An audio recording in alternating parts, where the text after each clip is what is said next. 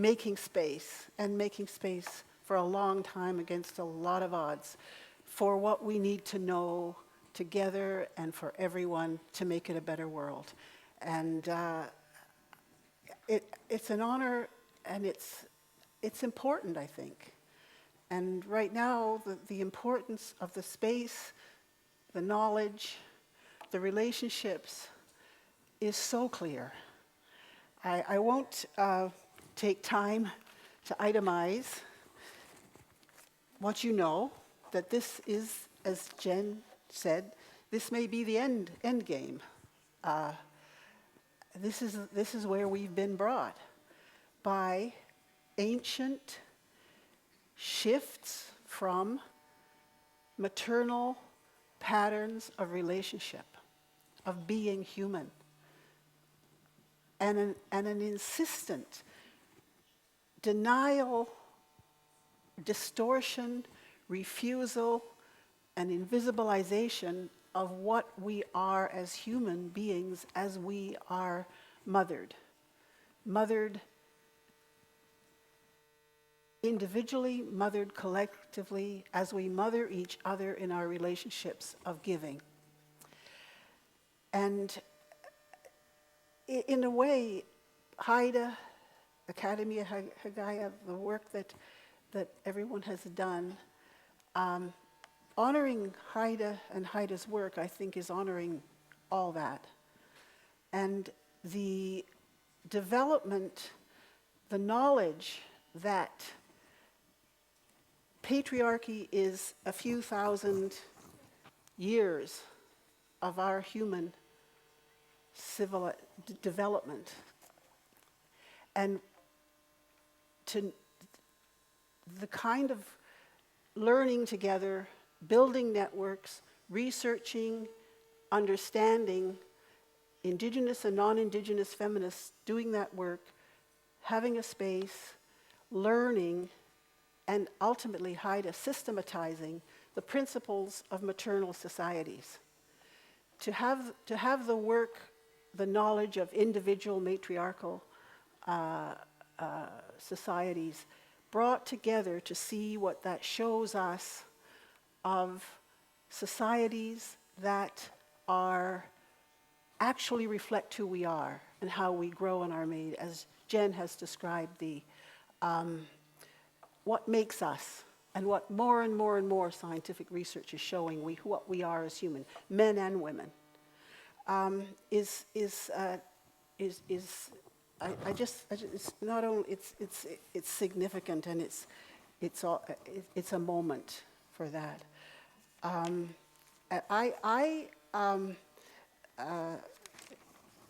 wanted to situate it a little bit in the context of feminism that I experienced in the 70s, early 70s.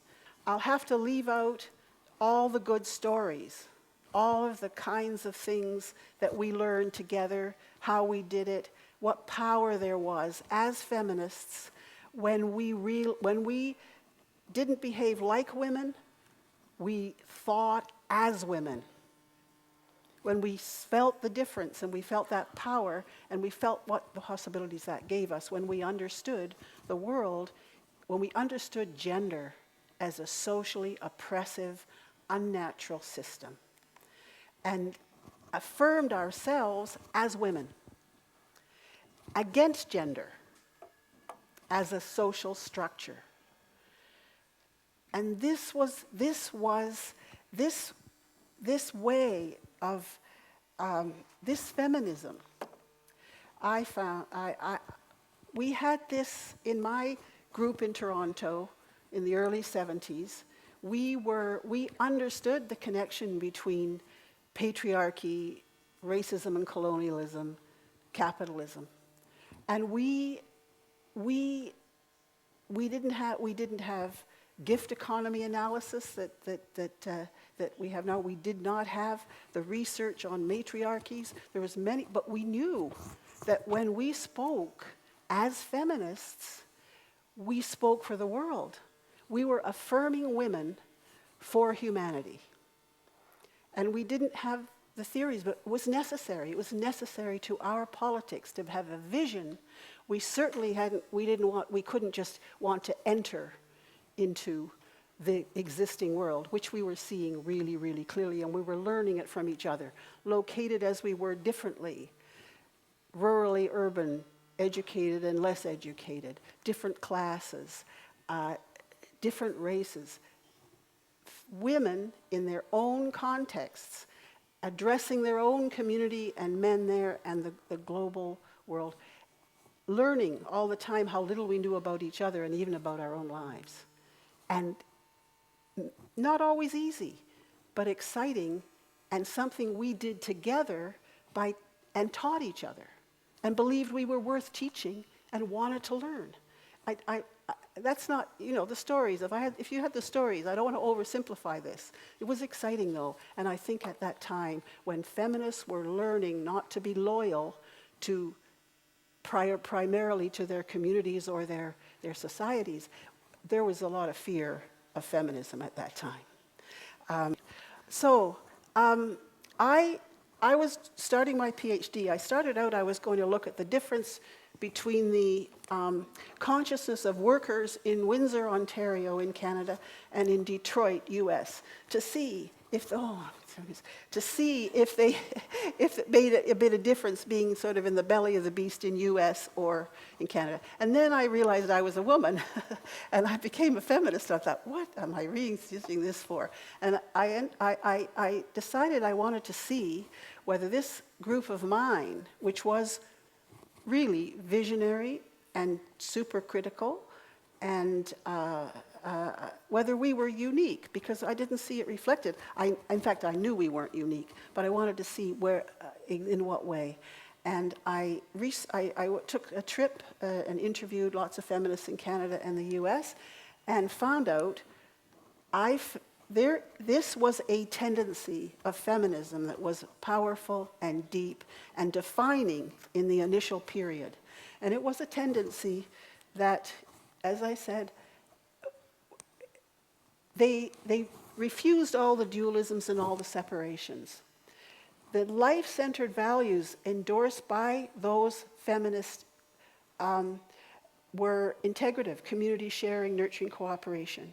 And I didn't want to talk about the dialectical politics, but lived the contradiction of affirming women against gender. And interestingly enough, these feminists were from every walk of life. I'm talking North American feminism now, rural, urban, and so on and so forth. And they were every self-definition, every political self-definition, didn't matter if it was lesbian feminism, socialist feminism, eco-feminism, black feminism, there were these transformative feminists, these integrative feminisms, and there were also those who were not, who had more of a pressure group idea of becoming part of it, of being equal. And that the integrative feminists insisted we were equal, but we were not the same as men. That our difference and our distinction would shape the politics and the vision. And people have been probably reading this. This is a quotation from Dawn, Development Alternatives and Visions for... This was a very important third world network of feminists who were engaged at the UN. And that's an example of the kind of thinking that was going on in Toronto in the 70s, not with their knowledge and not from their location, but the idea that this is a quotation, this is 1971 from a Royal Commission report on the status of women, Canadian feminist. We are human, but we are not accepting the definition of what being human is today. It is not what you guys are telling us is human, for male or females. This is a North American. These are refusing to enter the society, changing the world. This is what women's revolution, this is what feminist revolution is, the revolution. The North American feminists, who in some ways are the sometimes called the feminist movement. In many ways, the defining voices in the North, economic North, initially were saying it doesn't have to be like this. And we're discovering that men had the power and women were oppressed. This was very big, a very big feminist discovery in the economic North was that women were oppressed and that we weren't people, we were women. In the economic South, and that was important, that was an important thing to come from the economic North. In the economic South and in rural areas and in black communities and indigenous communities, in the economic North, those groups, those women knew men had the power. And they understood it deeply, and they knew how strong women were. They understood women's strength and necessity and centrality in ways that the women who were learning they were women didn't. Those came together. In that period of intense learning and activism of women in their communities and against the men in their communities, these were really and truly not one group teaching another, or it was the power of what can happen when you're learning internationally, and how compatible the visions were from across the different kind of types of politics and different locations when you got down to the roots of it. And I think that's really important in this period. The current context where we have this understanding, this tendency, this integrative tendency that is not only in matriarchal studies and only in gift economy. These visions, we know how many of the feminist attempts there are to recognize a caring economy, to try to get those things valued, to get a different world. They're there.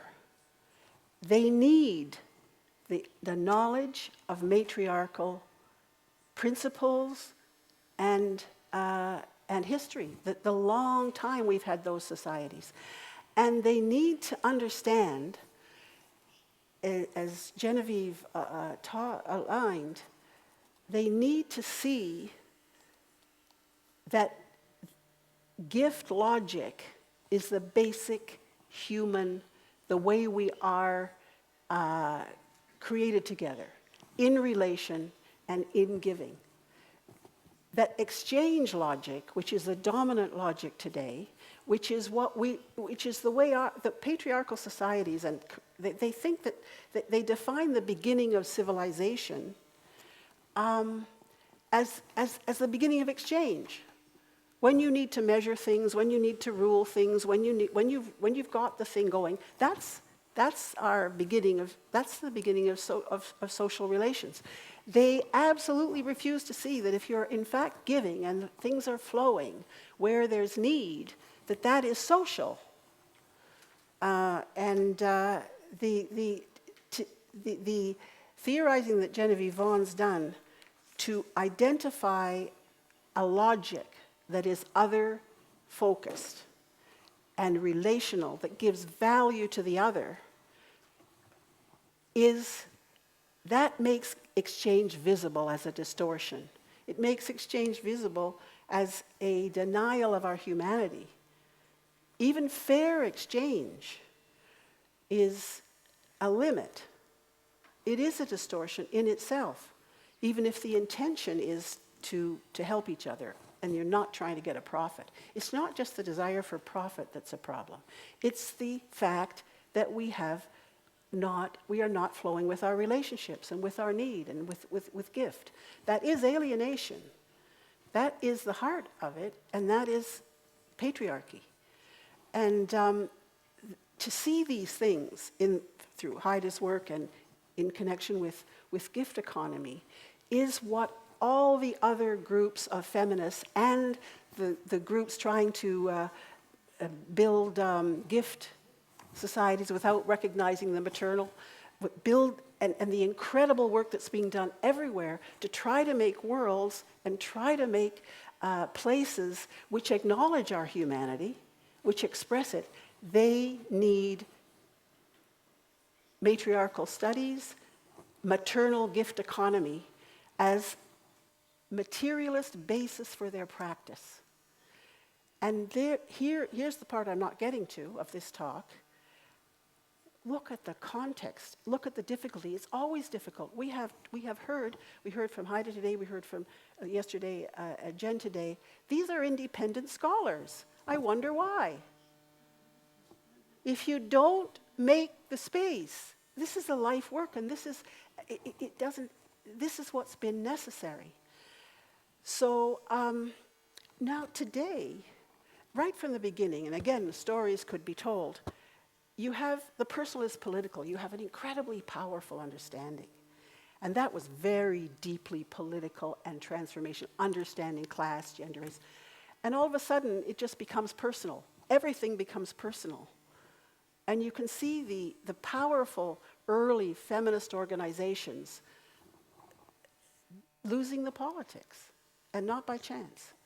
And then you can see, all of a sudden, you talk about women, it's essentialist, and you have this critique by the left, and you have the critique often by liberals. And then you have the notion that not all women are exactly the same, so you can't talk about them as a group. I'm talking about post-structuralism here. You shouldn't try to have a social analysis, because that's oppressive if you try to analyze the world. And what theory is supposed to do is show you what you can't know, and you mustn't claim to know this because it's oppressive. Total, utter denial of social movement, a recognition that when you're in a social movement and you're women, your movement is about naming the world together. And it's not the same as naming it from the top. It is not the same as the white male patriarchies defining the world. So and now, we had, I'm going to, 2 minutes, we saw, I missed a step. I missed gender. This dawn group, Development Alternatives with Women for a New Era, was very active in the UN, global feminism, really making a struggle there. They were women and development. They called themselves Dawn, but they were really struggling. Eventually, some of the women in development defined things, began to become in it, and then you got a critique of the women in development by socialist women who were in development, that they didn't want to be women anymore because this was only looking at women, and they wanted to have gender in development. And they wanted gender in development because they could more easily move in that institution.